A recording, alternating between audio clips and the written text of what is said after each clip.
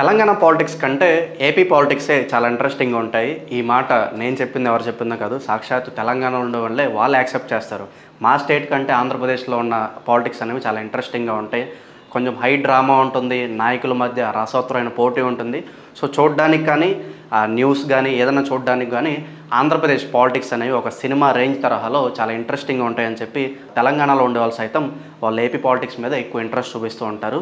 అయితే నిన్న అందరూ అసెంబ్లీ ఎలక్షన్స్ రిజల్ట్స్ అనేవి వచ్చాయి ఆంధ్రప్రదేశ్లో. అందరూ ఏపీ వైపే చాలా ఇంట్రెస్టింగ్గా చూశారు. మళ్ళీ జగన్ గారు వస్తారా లేదంటే టీడీపీ ప్రభుత్వం వస్తుందా అని చెప్పి చాలా ఇంట్రెస్టింగ్గా చూశారు.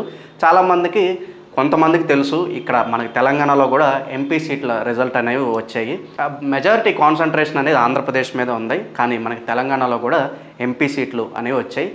మొత్తానికి చెప్పుకోవాలంటే మరి తెలంగాణలో బీఆర్ఎస్ పార్టీ ఒక డౌన్ఫాల్ అనేది స్టార్ట్ అయిందనే చెప్పాలి. ఆ పార్టీ ముందు టీఆర్ఎస్ అని ఉన్నప్పుడు చాలా అమోఘంగా వెలిగిపోయేది. సో టీఆర్ఎస్ నుంచి ఎప్పుడైతే బీఆర్ఎస్ అని పేరు మార్చారో అప్పటి నుంచి ఆ పార్టీకి బ్యాడ్ టైం స్టార్ట్ అయిందని చెప్పాలి. సో మొన్న చూసాం అసెంబ్లీ ఎలక్షన్స్లో బీఆర్ఎస్ పార్టీ ఘోర పరాజయం అయితే వాళ్ళకి ఎదురైంది. సో ఎవరికి ఊహించని విధంగా అసలు పిక్చర్లో లేని విధంగా కాంగ్రెస్ అనేది అనూహ్యంగా వచ్చి గెలవడం జరిగింది. సో అధిష్టానం మన ఇక్కడ రేవంత్ రెడ్డి గారిని ఎన్నుకోవడం జరిగింది. నిన్న రిజల్ట్ చూసుకున్నట్లయితే మనకి బీజేపీకి 8 సీట్లు, అలాగే కాంగ్రెస్కి 8 సీట్లు. ఓవరాల్ ఇక్కడ ఇంకా ఇండిపెండెంట్గా ఒక సీట్ వచ్చినట్టుంది. అలాగే ఇక్కడ మనకి ఓవరాల్గా కాంగ్రెస్కి 8 సీట్లు, బీజేపీ 8 సీట్లు. ఇక్కడ ఆశ్చర్యం ఏంటంటే బీఆర్ఎస్ పార్టీ తెలంగాణలో ఎంపీ సీట్లలో ఖాతానే ఓపెన్ చేయలేదు. ఒక్కటంటే ఒక్క సీటు కూడా బీఆర్ఎస్కి రాలేదు. సో ఈ విధంగా అసెంబ్లీ ఎలక్షన్స్లోనూ ఇటు లోక్సభ ఎలక్షన్స్లోనూ బీఆర్ఎస్ పార్టీకి చాలా గట్టి దెబ్బ తగిలిందని చెప్పుకోవచ్చు. కేటీఆర్ గారు కూడా ట్వీట్ చేయడం జరిగింది. సో ఈ డౌన్ఫాల్ మేము ఎక్స్పెక్ట్ చేయలేదు. సో ఎక్కడైతే తప్పులు ఎక్కడ జరిగాయో తెలుసుకుని మేము మళ్ళీ కమ్బ్యాక్ అనేది చాలా స్ట్రాంగ్గా ఇస్తామని చెప్పి కేటీఆర్ గారు కూడా ఒక పోస్ట్ పెట్టడం అయితే జరిగింది. ఈ విధంగా నిన్న మరి బీఆర్ఎస్ పార్టీ అకౌంటే ఓపెన్ చేయలేదు, ఒక్క సీటు కూడా రాలేదు. ఈ విషయాన్ని ఒక జ్యోతిష్యం లాగానో లేకపోతే కొంతమంది ప్రెడిక్ట్ చేస్తారు కదా, అలాగే నిన్న ఆంధ్రప్రదేశ్ సంగతికి వచ్చేస్తే కేకే సర్వే అనేది ఎగ్జాక్ట్గా ప్రెడిక్ట్ చేశారు. టీడీపీకి ఎన్ని వస్తాయి, జనసేనకి ఎన్ని వస్తాయి, ఆ సర్వేస్ అనేది ప్రింట్ గుద్దినట్లుగా ఎగ్జాక్ట్ చాలా వరకు మ్యాచ్ అయింది. సో ఆ విధంగా వాళ్ళు సర్వే అనేది ఇవ్వడం జరిగింది. ఇక్కడ మన తెలంగాణ విషయానికి వస్తే గత కొద్ది రోజుల క్రితం రేవంత్ రెడ్డి గారు ఒక సభలో అయితే పాల్గొన్నారు. ఆ సభలో తొడగొట్టి మరి తొడగొట్టడం అంటే షార్ట్గా ఒక అనౌన్స్మెంట్ అయితే చేశారు కేసీఆర్ గారిని ఉద్దేశిస్తూ. ఇప్పుడున్న సీఎం నేనే, అలాగే తెలంగాణకు సంబంధించి కాంగ్రెస్ బాధ్యతలను నేనే తీసుకున్నాను.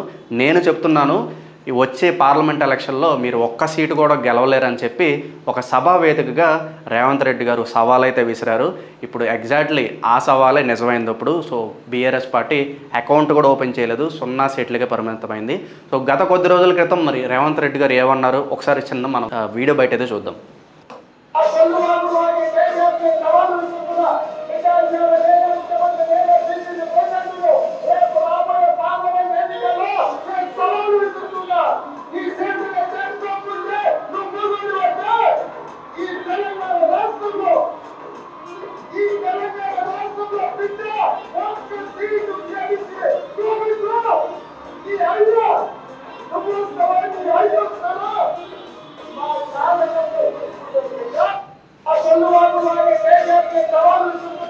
ఈ విధంగా రేవంత్ రెడ్డి గారు అయితే ఒక స్టేట్మెంట్ ఇవ్వడం జరిగింది. తెలంగాణ సాక్షిగా చెప్తున్నాను, నువ్వు వస్తారో మీ నాన్నగారు వస్తారో ఒక్క సీటే నాకు గెలిపించి చూపించని చెప్పి ఆయన సవాల్ చేయడం జరిగింది. ప్రస్తుతం ఈ వీడియో అయితే ఇంటర్నెట్లో కొంచెం వైరల్గా మారింది.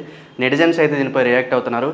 చెప్పి మరీ కొట్టావు కదన్నా అని చెప్పి రేవంత్ రెడ్డి గారి మీద కామెంట్ కూడా చేస్తున్నారు. సో ఈ విధంగా మరి తెలంగాణలో చూసుకున్నట్లయితే బీఆర్ఎస్ పార్టీ ప్రజెంట్ డౌన్ఫాల్లో ఉంది. చూద్దాం మరి ఈ 5 ఏళ్ళు మరి కాంగ్రెస్ పార్టీ ఎలా చేస్తుందో, మరి నెక్స్ట్ టైం ప్రజలు ఎవరు అనుకుంటారు అనేది.